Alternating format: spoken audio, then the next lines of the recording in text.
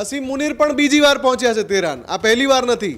છેલ્લા 15 દિવસનો ઘટનાક્રમ જુઓ તો પાકિસ્તાનના વિદેશ મંત્રી હોય, પાકિસ્તાનના ગૃહમંત્રી હોય, પાકિસ્તાનના લશ્કરી વડા હોય, ઈરાનના એટલે કે તેહરાનના આટાફેરા મારી રહ્યા છે। ઈરાને તો બધી જ તૈયારી કરી લીધી છે। એમને તો બસ મરી મીટવું છે આ યુદ્ધમાં, કે બસ હવે જ્યાં સુધી લડાઈ ત્યાં સુધી, અને હજુ પણ ઈરાનને બિલકુલ ઓછું ન આંકવું જોઈએ। છેક છેલ્લી ઘડી સુધી અસીમ મુનીર તેહરાન પહોંચે, પાકિસ્તાનના ગૃહમંત્રી પાકિસ્તાનને પડતું મૂકીને ઈરાનમાં પડ્યા રહેતા હોય। યુદ્ધનો અંત લાવવાના પ્રયાસ માટે તેહરાન પહોંચ્યા હોવાના સમાચાર અત્યારે સામે આવ્યા છે।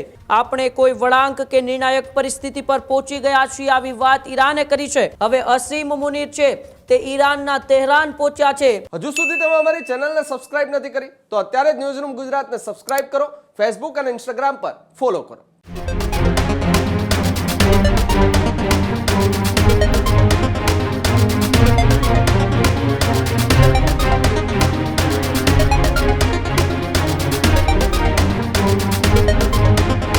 સમાચારોમાં આગળ વાત કરીએ તો વૈશ્વિક પરિસ્થિતિને લઈને વધુ એક મોટા સમાચાર સામે આવી રહ્યા છે, જ્યાં ઈરાન અમેરિકાના યુદ્ધની સ્થિતિ વચ્ચે મોટા સમાચાર। પાકિસ્તાનના લશ્કરી વડા અસીમ મુનીર તેહરાન પહોંચ્યા છે। યુદ્ધનો અંત લાવવાના પ્રયાસ માટે તેહરાન પહોંચ્યા હોવાના સમાચાર અત્યારે સામે આવ્યા છે। મુનીરની ઈરાન મુલાકાત વચ્ચે ઈરાનના વિદેશ મંત્રાલયે મોટો ખુલાસો કર્યો છે। આપણે કોઈ વળાંક કે નિર્ણાયક પરિસ્થિતિ પર પહોંચી ગયા છીએ, આવી વાત ઈરાને કરી છે। અસીમ મુનીર બંને દેશો વચ્ચે મધ્યસ્થી બનાવ માટે ગયા છે, આવી વાત પાકિસ્તાની સેનાએ કરી છે। પાકિસ્તાની ગૃહમંત્રી મોહસિન નકવી છેલ્લા 3 દિવસથી ઈરાનમાં હાજર છે, અને આ બધા વચ્ચે હવે પાકિસ્તાનના લશ્કરી વડા અસીમ મુનીર ફરી એક વખત તેહરાન પહોંચ્યા છે, અને અમેરિકા અને ઈરાનને ફરી એક વખત એ ટેબલ પર શાંતિ પ્રસ્તાવ માટે લાવવાના પ્રયાસો થઈ રહ્યા છે। આ પહેલા પણ પાકિસ્તાનની અંદર એક બેઠક થઈ હતી, જેમાં પણ પાકિસ્તાનના એ લશ્કરી વડા અસીમ મુનીરનો મોટો હાથ રહ્યો હતો, અને ફરી એક વખત હવે અસીમ મુનીર છે તે ઈરાનના તેહરાન પહોંચ્યા છે, અને ઈરાનના વિદેશ મંત્રાલયે આની સ્પષ્ટતા કરી છે। ત્યારે વધુ માહિતી માટે ન્યૂઝરૂમથી મુફદ્દલ જોડાયેલા છે। મુફદ્દલ, ફરી એક વખત એ વૈશ્વિક પરિસ્થિતિની જે તણાવભરી સ્થિતિ છે એને શાંતિ તરફ વાળવાના પ્રયાસો થઈ રહ્યા છે, અને પાકિસ્તાનના લશ્કરી વડા છે અસીમ મુનીર, તેઓ ઈરાનના તેહરાન ખાતે પહોંચ્યા છે। બિલકુલ ઉમંગ, આપણે જે તસવીરો બતાવી રહ્યા છીએ એ આજની તાજા તસવીરો છે કે જ્યાં અસીમ મુનીર વધુ એકવાર જે હવાતિયા મારી રહ્યા છે કે પોતે જશ લઈ જાય, વાતચીત કરીને સમાધાન કરાવવાનો પણ કંઈ વળતું નથી એમની કોશિશોનું, કેમ કે પાકિસ્તાનના ગૃહમંત્રી છેલ્લા 3 દિવસથી ઈરાનમાં પડ્યા પાથર્યા હોય તેહરાનમાં, અને ત્યાંથી કોશિશો થઈ રહી હોય, અને એ કોશિશોનો કોઈ ફળ ના આવે, કોઈ પરિણામ ના નીકળે, અને પછી અસીમ મુનીરને દોડીને જવું પડે। 3 દિવસથી તો છે જ, મોહસિન નકવી તેહરાનમાં છે, ઈરાનમાં છે, અને હવે અસીમ મુનીર પણ બીજી વાર પહોંચ્યા છે તેહરાન। આ પહેલી વાર નથી। છેલ્લા 15 દિવસનો ઘટનાક્રમ જુઓ તો પાકિસ્તાનના વિદેશ મંત્રી હોય, પાકિસ્તાનના ગૃહમંત્રી હોય, પાકિસ્તાનના લશ્કરી વડા હોય, ઈરાનના એટલે કે તેહરાનના આટાફેરા મારી રહ્યા છે। આ બધું એવા સમયે થઈ રહ્યું છે જ્યાં ટ્રમ્પ પોતાનો વીકેન્ડ પ્લાન કેન્સલ કરીને, પરિવારનો લગ્ન પ્રસંગ કેન્સલ કરીને, એટલે કે પોતાનું જવાનું કેન્સલ કરીને, અધિકારીઓની રજા રદ કરીને વોશિંગ્ટનમાં બધા એકઠા થયા છે, ત્યાં બેઠકો ચાલી રહી છે। એટલે કે અહીંયા એક સંકેત એવો પણ છે કે બેકડોર ચેનલથી કોશિશ જે થઈ રહી છે એમાંથી કોઈ રસ્તો નીકળી જાય તો ફરી એકવાર આખી દુનિયાને મહાવિધ્વંસક યુદ્ધથી બચાવી શકાય। કેમ કે જે પ્રકારની સ્થિતિમાં આ યુદ્ધ થવા જઈ રહ્યું છે, તમે જુઓ રશિયા અને યુક્રેન વચ્ચે યુદ્ધ સતત ચાલી રહ્યું છે।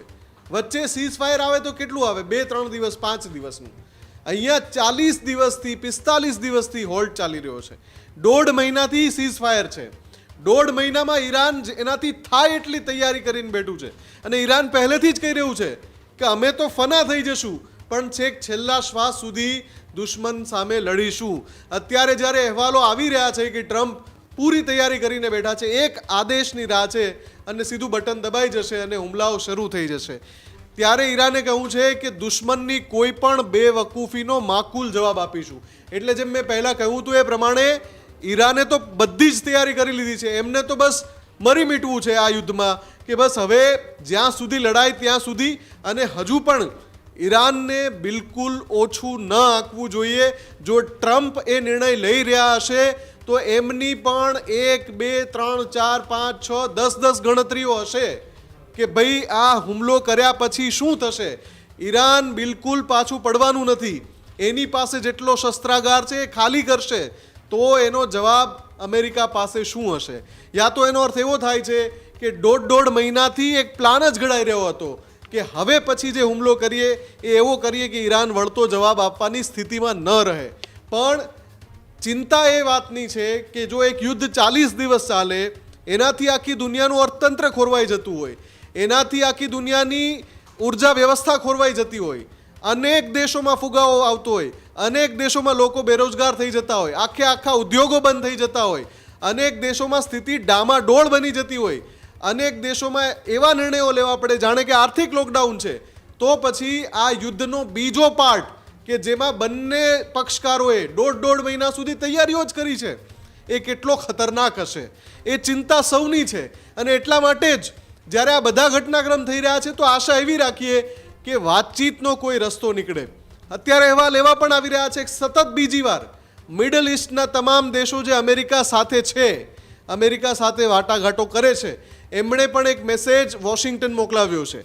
એમણે કહેવું છે કે ના કરો હુમલો, તમે અત્યારે રહેવા દો હુમલો, યુદ્ધની પરિસ્થિતિ ફરીવાર ના નોતરો. આ સાઉદી અરેબિયા, યુએઈ સહિતના દેશોએ મેસેજ મોકલાવ્યો છે અમેરિકાને અત્યારે જ. એટલે કે જે પરિસ્થિતિ બની રહી છે એ ખૂબ જ ગંભીર છે અને એની ગંભીરતા બંને પક્ષકારો અને એની સાથે લાગતા વળગતા દેશો સમજી રહ્યા છે. તમામ દેશોના જે વડાઓ છે એ પણ બેકડોર ચેનલથી મેસેજ આપવાની કોશિશ કરી રહ્યા છે. જો ટ્રમ્પ હુમલો કરાવે છે તો એમણે કંઈક નિર્ણય લઈ લીધો છે અને એ નિર્ણય પહેલો પાર્ટ જે હતો યુદ્ધનો એ પ્રકારનો નહીં હોય, કંઈક વધારે ખતરનાક હશે. એની ચિંતા યુદ્ધના તમામ જાણકારો કરી રહ્યા છે. પણ એક આશા પણ છે કે વાતચીતથી રસ્તો નીકળે. છેક છેલ્લી ઘડી સુધી હસીમ મુનીર તહેરાન પહોંચે, પાકિસ્તાનના ગૃહમંત્રી પાકિસ્તાનને પડતું મૂકીને ઈરાનમાં પડ્યા રહેતા હોય, એટલે એની ગંભીરતા સમજાય છે ઉમંગ. પણ જોવાનું એ રહે છે કે આગામી 24 કલાકમાં શું થાય છે. આભાર મુફદ્દલ અમારી સાથે જોડવા બદલ અને માહિતી બદલ. તો જે પ્રકારે અત્યારે એ પાકિસ્તાનના જે લશ્કરી વડા છે તે ઈરાનના તેહરાન ખાતે પહોંચ્યા છે. ફરી એક વખત એ ઈરાન અને અમેરિકાના યુદ્ધને શાંતિ તરફ વાળવાના પ્રયાસો થઈ રહ્યા છે, પરંતુ તે પ્રયાસો કેટલા સફળ થશે અને જો તે પ્રયાસો સફળ નહીં થાય તો પછી ફરી એક વખત અમેરિકા અને ઈરાનનું યુદ્ધ એ ભીષણ એ બનશે કે કેમ, તેમની ઉપર સૌ કોઈની નજર રહેલી છે. હજુ સુધી તમે અમારી ચેનલને સબસ્ક્રાઇબ નથી કરી તો અત્યારે જ ન્યૂઝરૂમ ગુજરાતને સબસ્ક્રાઇબ કરો, ફેસબુક અને ઇન્સ્ટાગ્રામ પર ફોલો કરો.